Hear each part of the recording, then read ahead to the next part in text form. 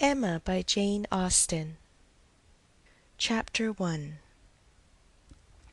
Emma Woodhouse, handsome, clever, and rich, with a comfortable home and happy disposition, seemed to unite some of the best blessings of existence, and had lived nearly 21 years in the world with very little to distress or vex her. She was the youngest of the 2 daughters of a most affectionate, indulgent father, and had, in consequence of her sister's marriage, been mistress of his house from a very early period. Her mother had died too long ago for her to have more than an indistinct remembrance of her caresses, and her place had been supplied by an excellent woman as governess, who had fallen little short of a mother in affection.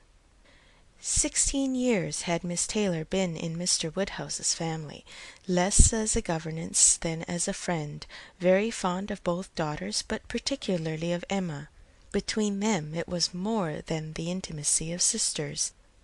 Even before Miss Taylor had ceased to hold the nominal office of governess, the mildness of her temper had hardly allowed her to impose any restraint, and the shadow of her authority being now long passed away, they had been living together as friend and friend, very mutually attached, and Emma doing just what she liked, highly esteeming Miss Taylor's judgment, but directed chiefly by her own.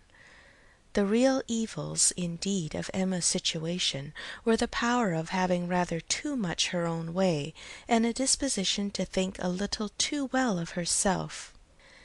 These were the disadvantages which threatened alloy to her many enjoyments. The danger, however, was at present so unperceived that they did not by any means rank as misfortunes to her. Sorrow came, a gentle sorrow, but not at all in the shape of any disagreeable consciousness. Miss Taylor married. It was Miss Taylor's loss which first brought grief. It was on the wedding day of this beloved friend that Emma first sat in mournful thought of any continuance. The wedding over and the bride people gone, her father and herself were left to dine together, with no prospect of a third to cheer a long evening. Her father composed himself to sleep after dinner as usual, and she had then only to sit and think of what she had lost. The event had every promise of happiness for her friend. Mr. Weston was a man of unexceptionable character, easy fortune, suitable age, and pleasant manners, and there was some satisfaction in considering with what self-denying, generous friendship she had always wished and promoted the match. But it was a black morning's work for her. The want of Miss Taylor would be felt every hour of every day. She recalled her past kindness, the affection of 16 years, how she had taught and how she had played with her from 5 years old, how she had devoted all her powers to amuse and attach her in health, and how nursed her through the various illnesses of childhood. A large debt of gratitude was owing here, but the intercourse of the last 7 years, the equal footing and perfect unreserve which had soon followed Isabella's marriage, on their being left to each other, was yet a dearer, tenderer recollection. She had been a friend and companion such as few possessed, intelligent, well-informed, useful, gentle, knowing all the ways of the family, interested in all its concerns, and peculiarly interested in herself, in every pleasure, every scheme of hers, one to whom she could speak every thought as it arose, and who had such an affection for her as could never find fault. How was she to bear the change? It was true that her friend was only half a mile from them, but Emma was aware that great must be the difference between a Mrs. Weston only half a mile from them and a Miss Taylor in the house. And with all her advantages, natural and domestic, she was now in great danger of suffering from intellectual solitude. She dearly loved her father, but he was no companion for her. He could not meet her conversation, rational or playful. The evil of the actual disparity in their ages, and Mr. Woodhouse had not married early, was much increased by his constitution and habits, for having been a valetudinarian all his life, without activity of mind or body, he was a much older man in many ways than in years, and though everywhere beloved for the friendliness of his heart and his amiable temper, his talents could not have recommended him at any time. Her sister, though comparatively but little removed by matrimony, being settled in London, only 16 miles off, was much beyond her daily reach, and many a long November and October evening must be struggled through at Hartfield, before Christmas brought the next visit from Isabella and her husband and their little children to fill the house and give her pleasant society again. Highbury, the large and populous village, almost amounting to a town, to which Hartfield, in spite of its separate lawn, the shrubberies, and name, did really belong, afforded her no equals. The Woodhouses were first in consequence there. All looked up to them. She had many acquaintance in the place, for her father was universally civil, but not one among them who could be accepted in lieu of Miss Taylor for even half a day. It was a melancholy change, and Emma could not but sigh over it, and wish for impossible things, till her father awoke and made it necessary to be cheerful. His spirits required support. He was a nervous man, easily depressed, fond of everybody that he was used to, and hating to part with them, hating change of every kind. Matrimony as the origin of change was always disagreeable, and he was by no means yet reconciled to his own daughter's marrying, nor could ever speak of her but with compassion, though it had been entirely a match of affection, when he was now obliged to part with Miss Taylor too, and from his habits of gentle selfishness, and of being never able to suppose that other people could feel differently from himself, he was very much disposed to think Miss Taylor had done as sad a thing for herself as for them, and would have been a great deal happier if she had spent all the rest of her life at Hartfield. Emma smiled and chatted as cheerfully as she could, to keep him from such thoughts, but when tea came it was impossible for him not to say exactly as he had said at dinner. "Poor Miss Taylor! I wish she were here again. What a pity it is that Mr. Weston ever thought of her!" "I cannot agree with you, papa. You know I cannot. Mr. Weston is such a good-humored, pleasant, excellent man, that he thoroughly deserves a good wife, and you would not have had Miss Taylor live with us forever, and bear all my odd humours, when she might have a house of her own." "A house of her own! But what is the advantage of a house of her own? This is 3 times as large, and you have never any odd humours, my dear." "How often we shall be going to see them, and they coming to see us! We shall be always meeting. We must begin. We must go and pay wedding visit very soon." "My dear, how am I to get so far? Randalls is such a distance. I could not walk half so far." "No, papa, nobody thought of your walking.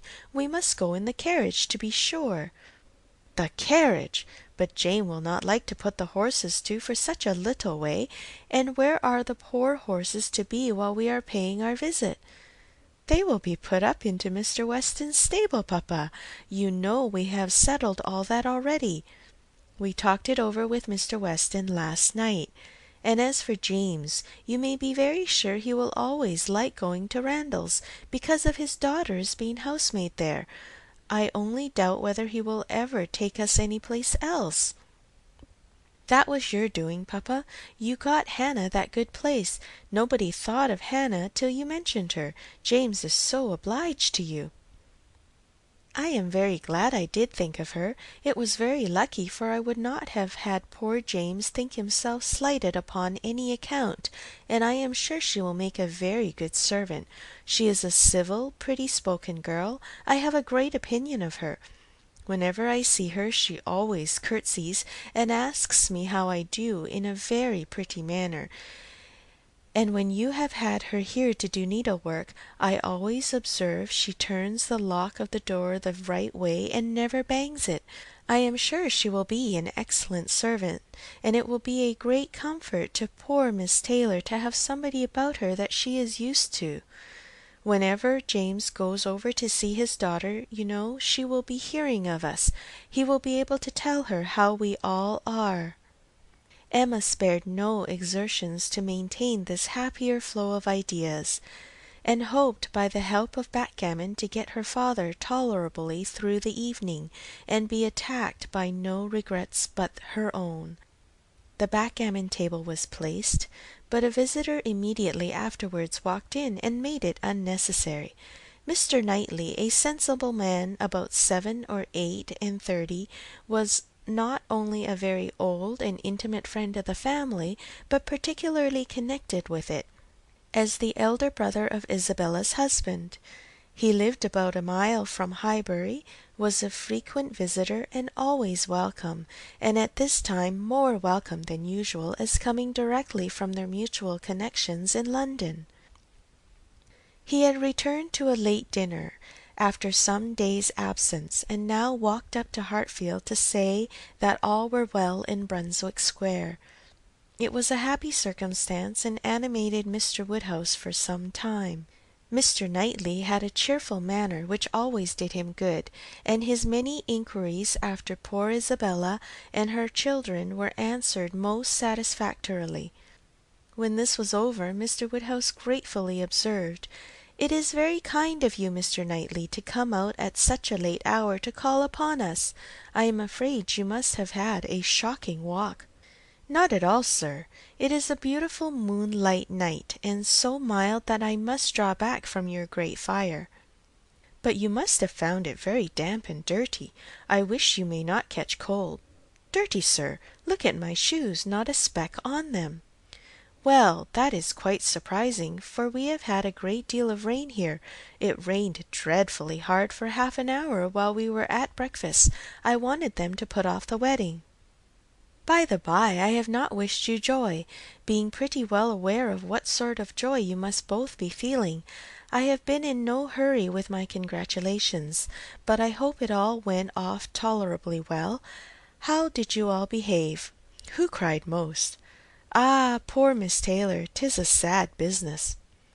"Poor Mr. and Miss Woodhouse, if you please, but I cannot possibly say poor Miss Taylor.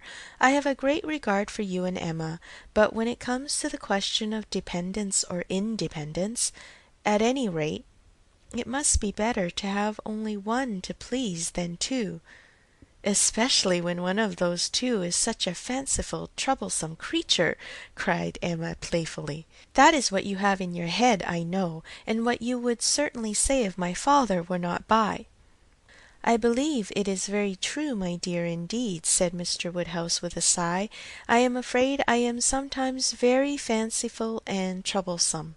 "My dearest papa, you do not think I could mean you, or suppose Mr. Knightley to mean you? What a horrible idea! Oh, no, I meant only myself. Mr. Knightley loves to find fault with me, you know. In a joke, it's all a joke. We always say what we like to each other." Mr. Knightley, in fact, was one of the few people who could see faults in Emma Woodhouse, and the only one who ever told her of them. And though this was not particularly agreeable to Emma herself, she knew it would be so much less so to her father, that she would not have him really suspect such a circumstance as her not being thought perfect by everybody. "Emma knows I never flatter her," said Mr. Knightley, "but I meant no reflection on anybody. Miss Taylor has been used to have 2 persons to please. She will now have but one. The chances are that she must be a gainer." "Well," said Emma, willing to let it pass, "you want to hear about the wedding, and I shall be happy to tell you, for we all behaved charmingly. Everybody was punctual, everybody in their best looks, not a tear and hardly a long face to be seen. Oh no, we all felt that we were going to be only half a mile apart, and were sure of meeting every day." "Dear Emma bears everything so well," said her father, But, Mr. Knightley, she really is very sorry to lose poor Miss Taylor, and I am sure she will miss her more than she thinks for." Emma turned her head away, divided between tears and smiles. "It is impossible that Emma should not miss such a companion," said Mr. Knightley. "We should not like her so well as we do, sir, if we could suppose it. But she knows how much the marriage is to Miss Taylor's advantage. She knows how very acceptable it must be at Miss Taylor's time of life to be settled in a home of her own, and how important to her to be secure of a comfortable provision, and therefore cannot allow herself to feel so much pain as pleasure. Every friend of Miss Taylor must be glad to have her so happily married." "And you have forgotten one matter of joy to me," said Emma, "and a very considerable one, that I made the match myself. I made the match, you know, 4 years ago, and to have it take place and be proved in the right, when so many people said Mr. Weston could never marry again, may comfort me for anything." Mr. Knightley shook his head at her. Her father fondly replied, "Ah, my dear, I wish you would not make matches and foretell things, for whatever you say always comes to pass. Pray do not make any more matches." "I promise you to make none for myself, papa, but I must indeed for other people. It is the greatest amusement in the world, and after such success, you know, everybody said Mr. Weston would never marry again. Oh dear, no. Mr. Weston, who had been a widower for so long, and who seemed so perfectly comfortable without a wife, so constantly occupied either in his business in town or among his friends here, always acceptable wherever he went, always cheerful. Mr. Weston need not spend a single evening in the year alone if he did not like it. Oh no. Mr. Weston certainly would never marry again. Some people even talked of a promise to his wife on her deathbed, and others of the son and the uncle not letting him. All manner of solemn nonsense was talked on the subject, but I believed none of it. Ever since the day, about 4 years ago, that Miss Taylor and I met him in Broadway Lane, when, because it began to drizzle, he darted away with so much gallantry, and borrowed 2 umbrellas for us from Farmer Mitchell's, I made up my mind on the subject. I planned the match from that hour, and when such success has blessed me in this instance, dear papa, you cannot think that I shall leave off match-making." "I do not understand what you mean by success," said Mr. Knightley. "Success supposes endeavor.